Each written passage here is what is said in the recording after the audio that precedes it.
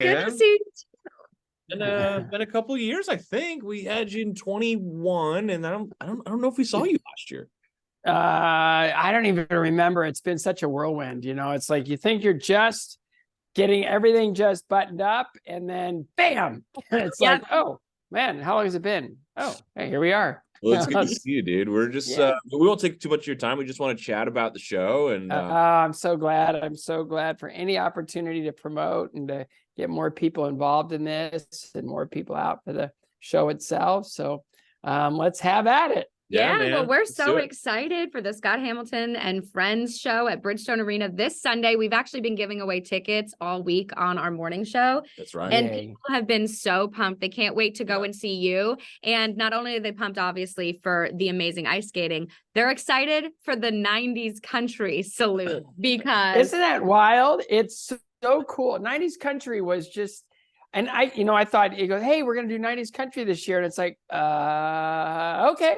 Yeah. Because I was always sort of a Midwest Rust Belt rock guy, so I grew up about an hour south of Detroit. So it's all those artists, it's like, Bob Seger and you had Alice Cooper and all these people that would come out, through that area. And it was just rock and roll. And I thought, well, 90s country, okay, I can really do my homework and build this set. And I knew every song that from the artists that were joining us. And I was like, what is this? I need to know why. And that was the decade that country music came into the mainstream. That was the decade that, all the genre delineations were totally blurred. And you had the rise of Brooks and Dunn and Tim McGraw and Garth Brooks and Shania Twain and all these great artists. But in building this set, it was really cool to do outreach for artists that, right here in Nashville that would, love to come out and support our cause. And we have Trace Adkins and Jody Messina and Dina Carter and Steve Warner and Richie McDonald and Tim Crushlow and Larry Stewart, all the frontmen guys. And it was just, their songs are so rich and they skate great. So when we've got, Nathan Chen and Katya Gordieva and David Peltier and Kurt Browning and Jeremy Abbott and all these phenomenal skaters, Elijah Balde's coming back. We have all these phenomenal skaters in front of these beautiful songs being sung live by the artists that created them. It's just a magical event. It's just a beautiful evening. And it's just meant to, draw as many people together as possible to raise money for something that's got to be cool to merge those two things that are so different, because I don't feel like you see a lot of country songs being used in figure skating.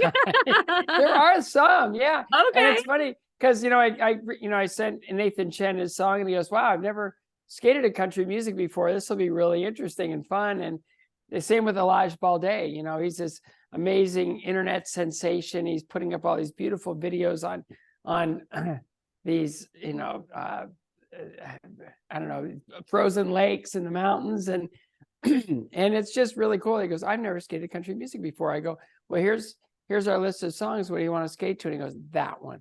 He goes, I love it. It's like, which one? Can we know ahead of time? Or no, you got to come. You have to come. Okay. I hope it's strawberry wine. That one's going to be great. So skated to by a world champion. I'm not going to say who or what or why, but it's every song suits the performer. Awesome. And it's really fun because you think, oh yeah, it's a live music and it's a skating thing, but it's way more than that. And it's really funny because I try to tell people how great it is. And then I see them after the performance, especially the first time, they go, why didn't you tell me? This is the coolest thing ever. This is like the greatest show I've been to. And we're the only ones in the world that can pull this off. Yeah. And so, we're the only ones in the world that can do this, and it benefits cancer research and hopefully our ability to change the way people are treated for cancer forever and to save and extend lives in really beautiful ways is our whole mission. And this event makes that possible. This show is obviously for everybody, but there's something about this show that feels so quintessentially Nashville, though, too, because I think of you, I think of town, I think of hanging here. This event it kind of feels like it's ours. It's at Bridgestone. It's it's not one of those things where you got a gazillion tourists coming in from out of town or whatever, but it's something about this community coming together to do this event every year. I love it, man. And and beyond that, you know, what you said is, yeah, it's like this, it's right here. It's in our backyard.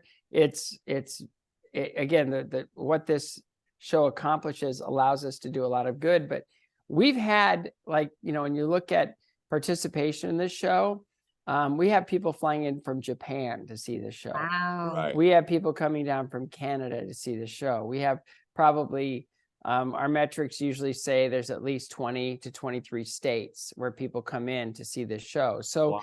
you know, we in Nashville, you know, we have everything. You know, we have every concert, we have every musical, and we have so many different venues. And sometimes we can take that for granted. But how many times can you see an Olympic champion like Nathan Chen, you know, Right. come to our city? He won his nationals here before he won his Olympic title.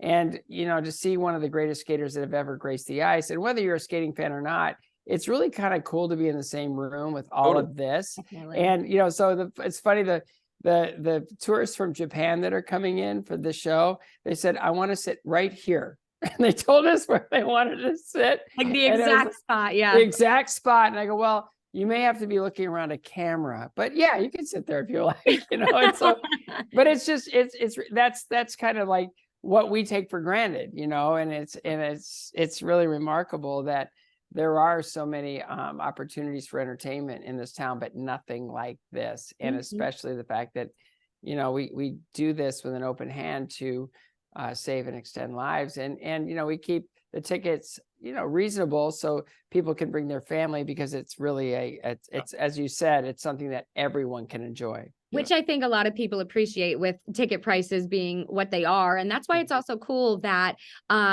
that this is going to help other people. So could you tell us a little bit more, maybe for people who aren't as familiar, about the Scott Hamilton Cares Foundation? Yeah, sure. It started, well, I should say, when I lost my mom in 1977, I became a fundraiser. You know, I love my mom, you know, like all boys love their moms. And I just figured if I could use skating, or I could leverage whatever I could leverage to help find a cure for her form of cancer, which she didn't have a chance. They threw everything they could at her. You know, it was tons of chemo, all different kinds, surgeries, and she didn't have a chance. She never had a chance. It was a Hail Mary every single day. And so, you know, 20 years later, I'm diagnosed with cancer, and two research scientists in Indiana figured out how to treat my cancer.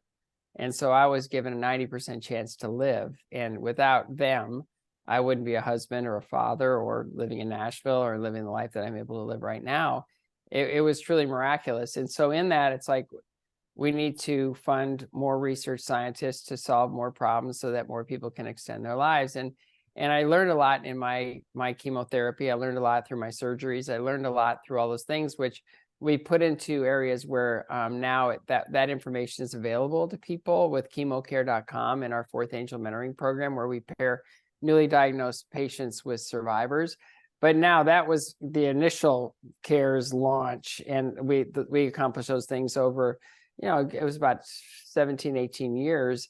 And then we stepped into this whole independent foundation, being a research foundation. And in that, we only want to fund research that will treat the cancer and spare the patient harm. Like everything we hear about, you know, the current cancer treatments is, well, there's going to be some collateral damage, or there's going to be some long-term, you know, issues, and what we understand is that our bodies organically created the cancer, and it supports it. It does everything it can to create a nice ecosystem for the cancer. And we know that that doesn't belong. And so if the body can create the cancer, why can't we teach the body how to detect and destroy the cancer? And that's where immunotherapy comes in, an immune response to the cancer.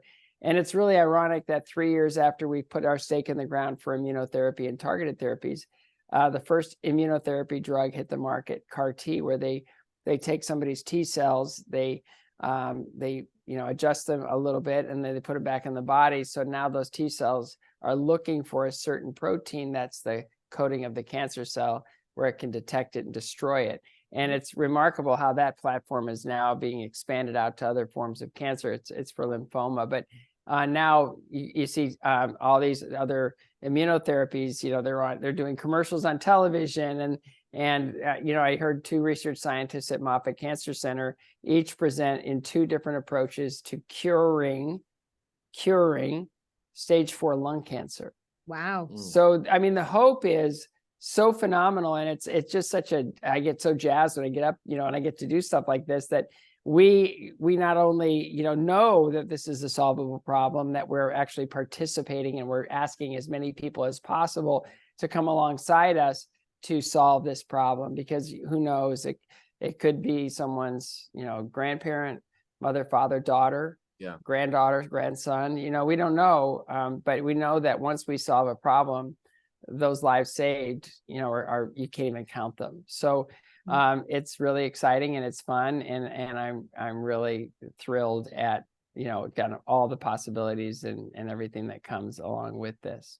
Did you, when you mentioned Indiana, did you go to IUPUI for your stuff? IUPUI, the school over there? I'm just curious. My buddy. No. I grew up in Ohio. I just meant when you went to Indiana for your treatment. My buddy. Oh, no. It's just that the research scientists were from Indiana, and here's what's cool about that is when you create a treatment protocol, I was treated in Cleveland.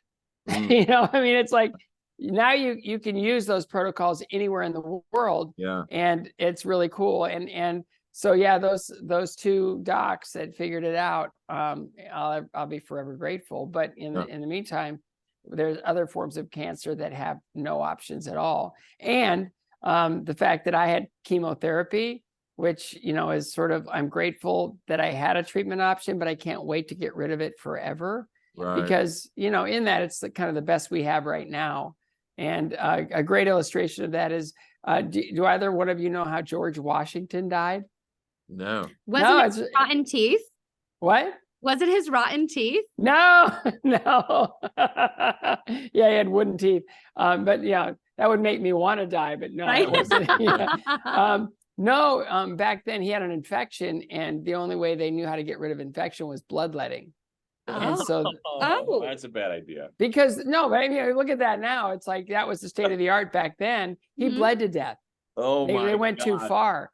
So when you look at what we're doing now with cancer and these treatment options, it's like I hope I live long enough to see the day when we go, wait, you're kidding me, right? We treat it with chemicals that like we couldn't even touch with our fingers because they melt our skin. Are you kidding me? Really? And I had bodies. I had like 5 days in a row of 8-hour infusions of that stuff that people can't touch because it'll melt their skin. Gosh. And it's going through my body, and then, wait 16 days and go back for another 5 days of 8-hour infusions, and then wait 16 days and go back for another day of 5-hour or 8-hour infusions in 5 days. And it's kind of that whole thing of there's got to be a better way, and there is, and we get to be the people to come together to fund it and make that next miracle happen. Next year, when you do Alexander Hamilton and Friends. Oh my gosh. That's going to work out so well. There's so much history we just learned. I need to learn how to skate so that I can be alive.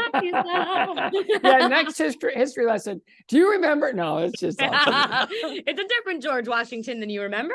Well, Scott, man, thanks for doing this. We appreciate you. We're going to see you Sunday, man. I love this event. I think it's so great. It's so cool. I can't believe we don't sell out the arena to the very rafters. It's so, and it's like that. It's like, how do we get people to understand what this is and what it means, and it's just sort of, oh, okay, there's another one of those shows, okay, whatever. It's like, no, this is like, we're the only ones in the world that are able to do this, and it's like, come and just like fill this and create hope for people that are there because they have cancer and they're looking for a lifeline. Let's show up and come together and pool our resources. And the more people that are there, the quicker we can reach our goals. And the quicker we can reach our goals, the more people survive cancers that right now are not survivable. Mhm. Right. So please, we got to get everybody out. Yes, if there's one event that you don't want to miss, this is Yeah. it. Ton of fun. It is Yeah. so cool. Yeah. 5 o'clock on a Sunday. Come on, what else are you doing? Perfect. Yeah. Yeah. Right. Exactly. Well, Scott, thanks, man. We appreciate it. Good luck with everything on Sunday, and we hope you raise $1 gazillion. Thank you so much. I appreciate it. God bless you guys. Thanks, Thank buddy. you. We'll see you on Sunday. Have a good All one. right. Thanks again Can't for wait. taking some time for us. Thanks, Scott. I love it. Thank you so much. Bye-bye. Bye-bye.